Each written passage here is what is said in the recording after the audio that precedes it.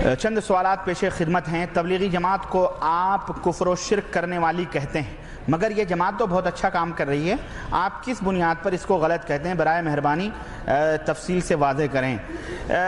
دیکھیں، اس تعلق سے تو میں نے بہت کچھ واضح کیا ہوا ہے، اور یقیناً کفر و شرک والی جماعت اب میں آپ کو کیا بتاؤں، ایک مثال میں دے دوں۔ اب میں کچھ کہوں گا تو برا ہوگا۔ یہ دیکھو، یہ کتاب ہے ہاتھ میں، تاریخ مشائخ چشت۔ اس کے اوپر کیا لکھا ہوا ہے؟ برکت العصر قطب العالم عارف باللہ شیخ الحدیث حضرت مولانا محمد زکریہ صاحب۔ اور وہ زکریہ صاحب کون ہیں؟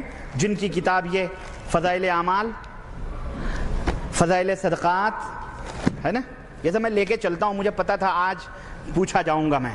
یہ فضائل اعمال، یہ سب ہے، مجھے پتا ہے، سمجھ رہے ہیں؟ یہ کتاب ہے۔ اچھا جناب علی، آئیے اس کے حوالے سے میں ایک مثال دیتا ہوں۔ میں زیادہ نہیں، کہتے ہیں نا کہ باپ، یعنی اگر کسی کے خاندان کو دیکھنا ہو تو باپ کو دیکھ لو، پتہ چل جائے گا، ہے کہ نہیں؟ تو جناب علی یہ دیکھو، زکریہ صاحب باپ ہیں تبلیغی جماعت کے، ان کتابوں کو جو بانٹے ہوئے ہیں، ان کا عقیدہ میں بتاؤں۔ یہ دیکھو، اللہ آپ کو بھلا کرے۔ یہ کہتے ہیں، کہاں ہے بھائی؟ یہ دیکھو صفحہ نمبر 234 ہے نا، جس کو یقین آئے وہ آ کے بعد میں دیکھ لے گا۔ کہتے ہیں کہ حافظ محمد ضامن شہید، انہوں نے مجمع عام میں اپنا خلیفہ بنایا اور ہم لوگوں کو بھی مجاز کیا۔ اس کے بعد حضرت بیمار ہوئے، آپ نے فرمایا مجھے میرے وطن جھنجھانا لے چلو۔ جب لوہاری سے آپ کی پالکی تھانہ بھون پہنچی تو میانہ مسجد کے پاس ٹھہرایا۔ حاجی امداد اللہ مہاجر مکی، جو پورے رشید احمد گنگوئی، اشرف علی صاحب تھانوی، قاسم نانوتوی، ان سب کے پیر اعلیٰ حضرت ہیں، یہ ان کا بیان زکریہ صاحب نوٹ کر رہے ہیں، کیونکہ ان کے پیر حافظ محمد ضامن شہید تھے، ان کا واقعہ ذکر کر رہے ہیں حاجی امداد اللہ مہاجر مکی کے حوالے سے۔ تو حاجی صاحب جو تھے وہ اکیلے تھے، انہوں نے حضرت کی چارپائی پکڑ کر کے کہنے لگے کہ جب حضرت نے فرمایا کہ اب تو میرا پیام سفر آخرت آ گیا ہے، اب میں مرنے والا ہوں، تو حضرت نے ان کی پالکی پکڑ کر حضرت رونے لگے۔ حضرت حاجی امداد اللہ مہاجر مکی جو پیر ہیں وہ رونے لگے، تو حضرت نے تسلی دی، فرمایا فقیر مرتا نہیں، فقیر مرتا نہیں، بلکہ ایک مکان سے دوسرے مکان میں انتقال کرتا ہے۔ فقیر کی قبر سے وہی فائدہ ہوگا جو ظاہری زندگی میں ہوتا تھا۔ سنو، یہ قبروں کے پجاری تم سمجھتے ہو بیچارے وہ خان صاحب لوگ ہیں بریلی شریف کے؟ ارے یہ شیخ لوگ بھی ہیں، یہ شیخ صدیقی لوگ ہیں، ادھر خان صاحب ہیں، ادھر شیخ لوگ ہیں۔ خان اور شیخ اور پٹھان کی لڑائی ہے یہ بیچ میں، اور کچھ نہیں، یہ دونوں سب ایک ہیں۔ سنو آگے، سنو آگے۔ کہتے ہیں بہرحال وہ مر گئے، دفن کرور دیا گیا۔ یہ عقیدہ بتلایا جا رہا ہے کہ جو بزرگ ہوتے ہیں، جو زندگی میں فائدہ ہوتا ہے، وہی بولو مرنے کے بعد میں بولو۔ یہ امام ابو حنیفہ کا عقیدہ تھا۔ امام ابو حنیفہ رحمۃ اللہ علیہ قبر سے گزرے، ایک آدمی روز چلا رہا تھا، کہنے لگے ہیں تو کیا کر رہا ہے؟ کہا میں برسوں سے اس قبر والے کے پاس آ کے فریاد کرتا ہوں اور کچھ مانگتا ہوں۔ یہ کہا اس نے کچھ سنی؟ کہا نہیں۔ کہنے لگے تو ماتھا رگڑ رگڑ کے مر جائے گا، یہ تیری بات قیامت تک نہیں سن سکتا ہے۔ یہ حنفی ہیں، یہ کہتے ہیں مرنے کے بعد بھی وہی فائدہ ہوتا ہے جو زندگی میں ہوتا تھا۔ سنو، کہتے ہیں اس کے بعد بہرحال وہ کرامت اور آمد کی، ان کو دفن کر دیا گیا، تو کہنے لگے حضرت سارا انوار سمیٹے ہوئے ہیں، ورنہ یہ تو کہیں دوسری جگہ ہوتے تو پوری دنیا روشن ہو جاتی۔ بہرحال کہتے ہیں اعلیٰ حضرت حاجی امداد اللہ مہاجر مکی رحمت اللہ علیہ نے کیا کیا؟ مزار کے سرہانے چند اشعار لکھے اور اس کو کتبے میں لکھا کر پتھر اتھر پہ سرہانے حاجی ان کے ضامن اپنے پیر کے سرہانے لگا دیا۔ وہ اشعار کیا تھے؟ یہ لکھے ہوئے ہیں۔ اشعار کیا تھے؟ سنو، کہتے ہیں شہر جھنجھانا ہے ایک جائے ہدا، مسکن و ماوا ہے جس جا آپ کا۔ بہرحال لمبا ہے۔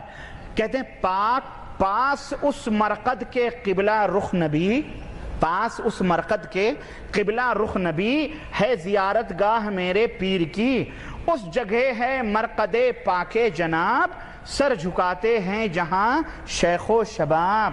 جتنے بڈھے اور جوان ہیں ہمارے پیر کے قبر کے سامنے جا کے کیا کرتے ہیں؟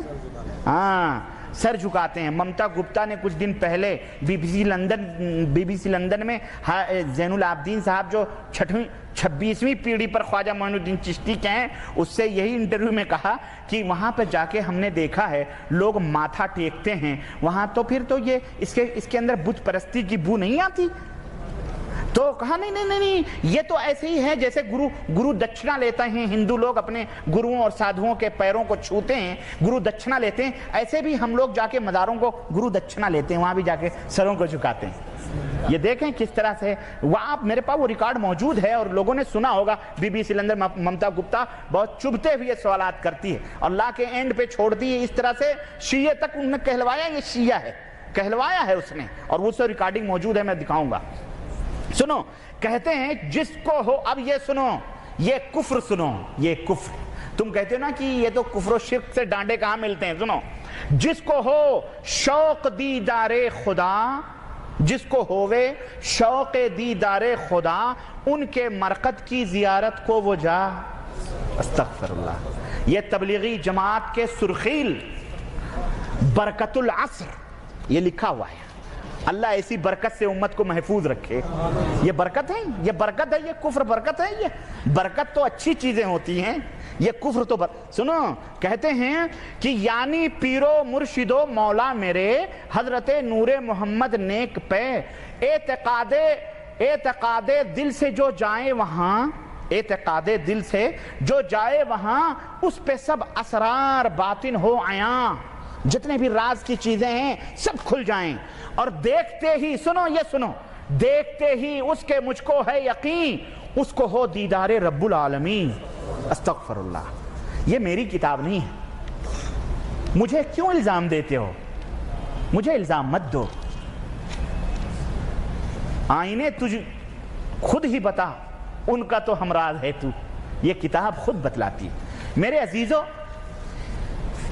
اگر کوئی آدمی نمازی ہو، پرہیزگار ہو، سخاوت کرنے والا ہو، سیٹھ ہو، سب کچھ ہو، ٹھیک ہے، غریبوں یتیموں بیواؤں کی مدد کرنے والا ہو، لیکن وہ تھوڑی سی شراب بھی پی لیتا ہو تو اسے شرابی نہیں کہو گے؟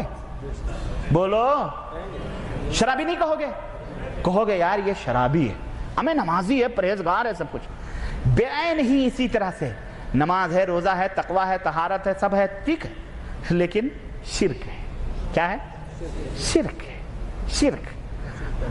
اور شرک ایک ایسا کینسر ہے اور ایک ایسی بلا ہے، انہو من یشرک باللہ فقد حرم اللہ علیہ الجنہ۔ خلاص، تم نماز، روزے، حج، زکوٰۃ، سب تقوی، طہارت، اللہ یہ نہیں دیکھے گا، فجعلناہ ھباء منثورا، اللہ اسے ریت کے ذروں کی طرح اڑا دے گا۔ کہاں ہو تم؟ اللہ کے ہاں ان اعمال کی کوئی اہمیت نہیں ہے، اگر اہمیت ہے تو توحید کے بعد ہے۔ جس کے دل شرک بت کدا بنے ہوئے ہوں، جو یہ عقیدے رکھتے ہوں کہ مرنے کے بعد قبروں سے وہی فائدے ہوتے ہیں جو زندگی میں ہوتے ہیں، تو بتاؤ خان صاحب گروپ کو کیوں تم برا کہتے ہو؟ کیوں انہیں مشرک کہتے ہو؟ کیوں قبر پرستی کے اوپر لعنتیں بھیجتے ہو؟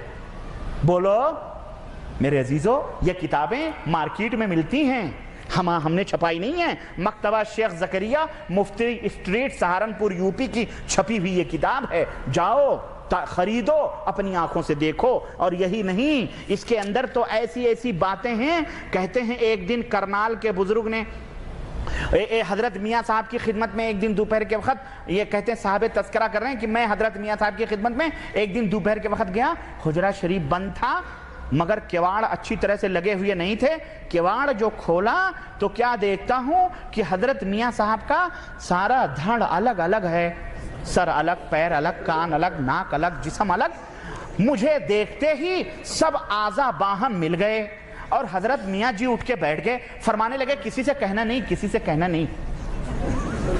یہ اعلیٰ حضرت کے پیر صاحب تھے، اور یہ اعلیٰ حضرت امداد اللہ مہاجر مکی کون ہیں؟ یہ حضرت زکریا، حضرت اشرف علی صاحب تھانوی، قاسم نانوتوی، رشید احمد گنگوئی، یہ سب کے پیر ہیں۔ اب بتاؤ، اب لے جاؤ یہ کتاب، دیکھو، پڑھو، میں کیا کہوں؟ میں کیا کہوں؟ اب اس پہ بھی اگر آپ کی آنکھیں نہ کھلیں تو میں نہیں سمجھتا ہوں، پھر یہی ہے کہ انک لا تہدی من احببت ولکن اللہ یہدی من یشاء، اللہ جسے ہدایت دینا چاہے وہی دیتا ہے، ورنہ ہدایت نہیں ملتی۔ بہرحال یہ تو جواب آپ کا ہو گیا جناب علی۔ پھر کہتے ہیں کیا تبلیغی جماعت قرآن و سنت کی دعوت نہیں دیتے؟ یہ تو اپنے امام کی دعوت نہیں دیتے، قرآن و سنت خیر بڑی دور کی بات رہی، امام صاحب جو کہہ کے گئے اسی کی دعوت نہیں دیتے ہیں۔ امام صاحب نے کہا قرآن و سنت پھیلاؤ، یہ دیوبند کا مذہب پھیلا رہے ہیں بیچارے۔ اور اس کو تبلیغ کا نام دیا. تو کیا اتنی دین کی محنت سب بیکار ہے؟ ہاں بھائی، شرک کے بعد سب بیکار ہی ہے. یہ محنت آپ بنجر زمین میں لاٹھی جا کے کھیت جوتنے کیا فائدہ ہے؟